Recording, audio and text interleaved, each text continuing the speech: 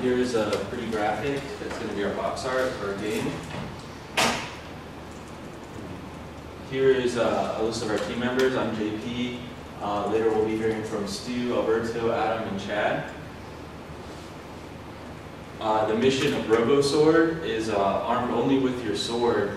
You are to stop the evil endeavors of our mega boss, Cut and Paste. And a couple of objectives of the game are to collect microchips as you progress through the levels, to increase your power, which you can use for the anti-gravity power-up, defeat minions with your sword, and you can also use a power-up to defeat the minions. And then liberate every level from the evils of Cut and Paste by achieving the portal at the end of the level, which you'll see in the demo. And you need to move quickly through each level, otherwise if you spend too long, the evil boss Cut and Paste will find a new cube. Here's the outline of what we're going to discuss. Stu will talk about the levels and power-ups. The AI will be covered by Alberto. State machines will be covered by Adam. And Chad will give us a demo. Okay, so for the levels and power-ups. So first of all, for the level design. We started off with a base for the game, and they chose to have it stored in a text file, which we chose to keep. So in the text file, each character corresponds to a different object when that level is displayed in the game. And that can be anything from where the player starts, where the enemies are, where the level exits, and any objects in the game. So here's an example of what a level might look like when we're designing it. So as you can see, these are going to be the platforms. 1 is the player start, X is the finish, and then these are mostly gems, and there's nothing there. So as you can see, when building a level, this keeps the design simple. We can make it pretty fast. So some advantages: it's easy to make new levels. The collision detection, since everything is in a box on this matrix, is there's less resources to load using this versus hard coding everything. Some disadvantages is that we have that everything is in a box in the matrix, and we can't do anything with a unit smaller than that. And then it also loads the entire level at once, even if it's longer than the screen. So, like I said, if the level's larger than the screen, we have scrolling. The screen size is always set, but it'll follow you as you move. And so that entire level is going to be loaded, but it's not that intensive of a game, so it's usually fine. And then within the game, as you saw in the text, these are the gems that correspond. And the gems add to your energy. You'll see when we do the demo. You can get up to 100 energy, and each chip gives you 10. And then there's also the special chip, which grants you vulnerability and a speed boost.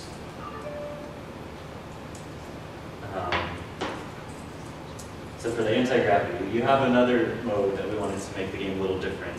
So you can use that energy to reverse the gravity of the player. So you can see right here, he's walking on what would be usually the ceiling. And this doesn't affect the enemies, they still walk normal, so you can use this to get around enemies or to solve puzzles. And again, you'll see that in the demo when we show you. So now we're there. Alright, so I'll talk about the AI that we've implemented. So our biggest form of AI here is that we have influence mapping. So that red chip there, it grants you invulnerability and a speed boost, as was discussed. And when you get it, you actually get a huge area around you. So he has a pretty big area around him that enemies will seek to stay out of. So if an enemy's in that area, they'll immediately try to get out. So you can see this enemy right here is running away. This enemy is already cornered, so he's just standing there waiting to die. And yeah, so once they reach the end of, once they reach an edge or a wall, they know that they don't have anywhere to run, so they just stop. So the boss, we want to make the boss act a little bit differently. So he'll chase down the player, and he's a lot faster than the other enemies. So if the player is behind him, what you can do is you can either jump behind him or you can sneak behind him by using the platform above. And if you're behind him, it'll take him about a second to realize that you're behind him and turn around. So that's your opportunity to attack him. So here at the end, the player starts out down here. So cut and paste actually starts out facing to the left, so you can sneak up here and then use the platform. If you're up on this platform, then he won't turn around no matter how long you wait because you're not around. He'll only turn around, he'll only notice you if you're like on his level. So here the player has utilized this platform to sneak up behind him, and so you can attack and do some damage to the boss. Another cool thing about the boss, or well, something about the boss that's different from the normal enemies, is that he also takes more than one hit to kill. So if you attack him and you just sit there taking in your victory, then he's just going to turn around and smack you. So that's the AI that we've implemented. And now Adam's going to go into the state machine.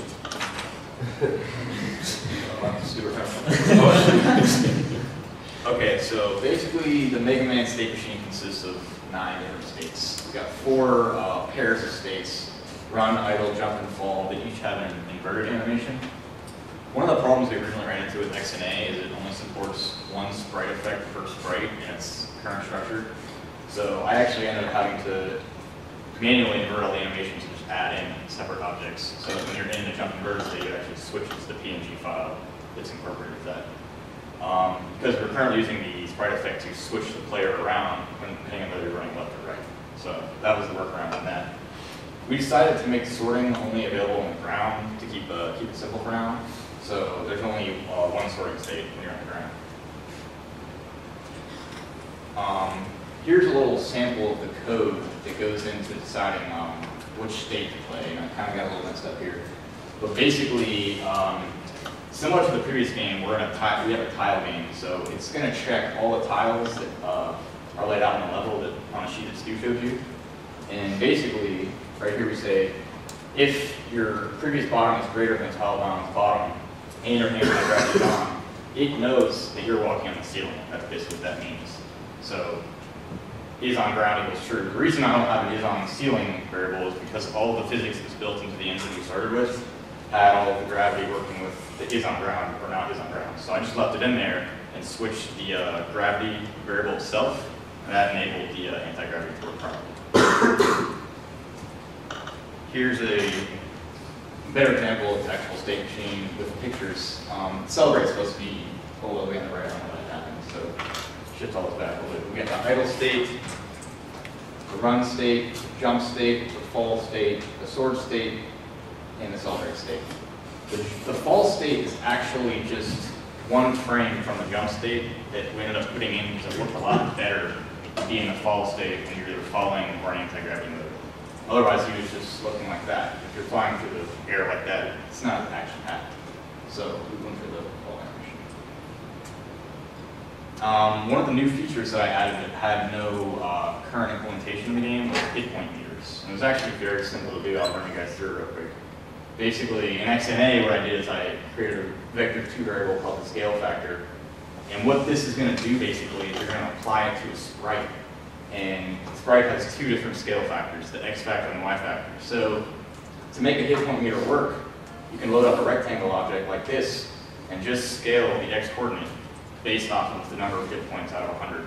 So basically 100 out of 100 would give you a scale factor of 1, whereas if you're at 50, you're from there to there. So it's very simple to do. It only took about probably half an hour. So it's exciting. And now we're going to go to Chad for a demo.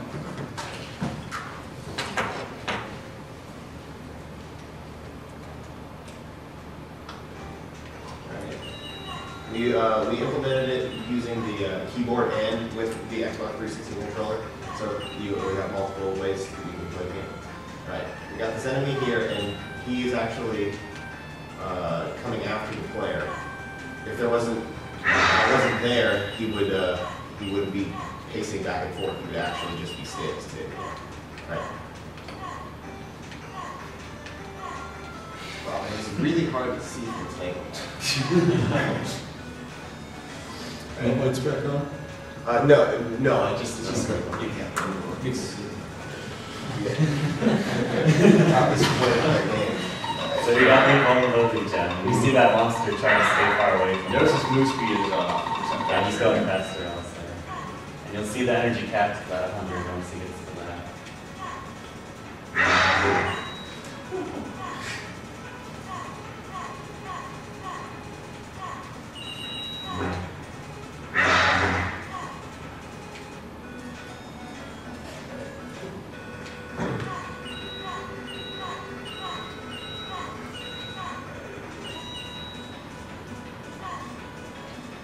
That was a bit of an This is anti-gravity. the anti-gravity mode. That's the jet. Yes. We should fall in a hole. Show him. Can you die going through the ceiling? No, you can't die going through the ceiling, but you can die going too far underneath the ground. Do you continue to go up?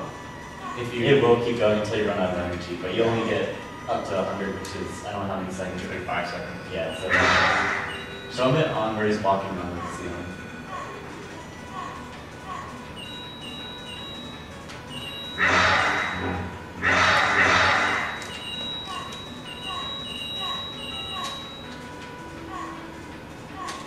Yeah, can you place him ceiling walking? Oh, yeah, I can do that in the last one. So this will, we're gonna be adding more levels also. So this is the final boss level. Cut and paste. Oh, we got me first. Alright. So it's area you saw him walking on the ceiling, is it? I will get it.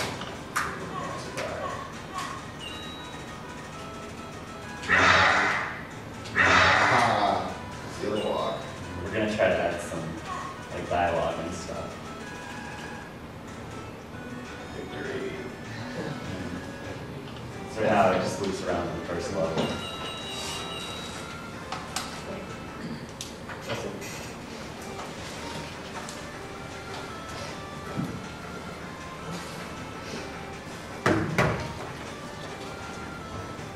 Any questions? Well, why do you have a time limit on it?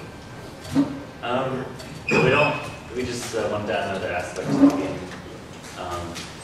If we find that it doesn't work well with levels, we can change it. It wasn't a huge, The player have a certain amount of lives or anything? Right now, not yet. You're in the middle. yeah, we're probably, that's one of the It next. just didn't seem like immediately important for So, and also the levels like are set, so if you get the boss constantly die, you can once you die again, you can third time you right? Yeah, you can, right now, you can basically suicide. If we add lives, we'll probably have a reset every time we die. We added a reset button, so if we have a puzzle that needs anti-gravity, you run out of gems, you can reset it.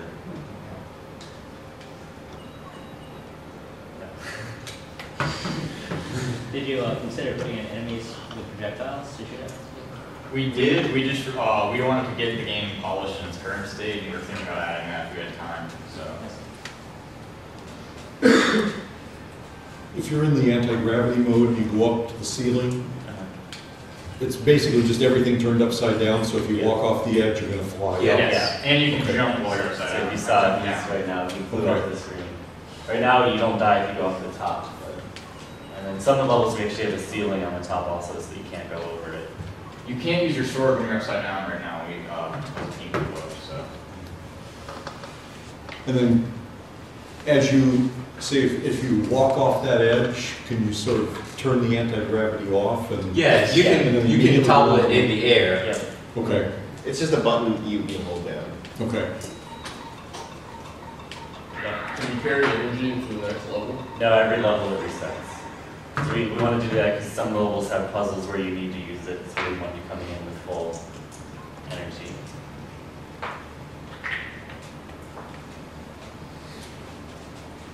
And also every time you die, it resets.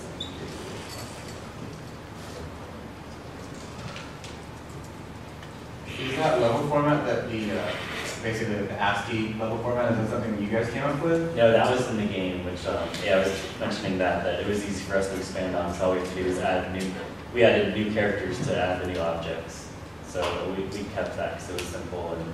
Yeah, we started off like this Indiana Jones type game. Couldn't have scrolling yet implemented, so we added that as new features. And we also added it came with no AI, so the monsters had to add all that. Again, there's nobody to kill monsters, you just ran it. So.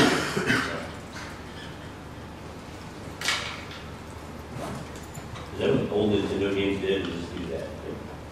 The last few things for the levels too? It's hard to say because, I mean, they probably wrote a lot of stuff in assembly language back then.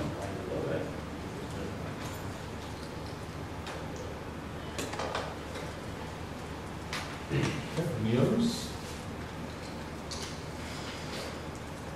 Well, thank you.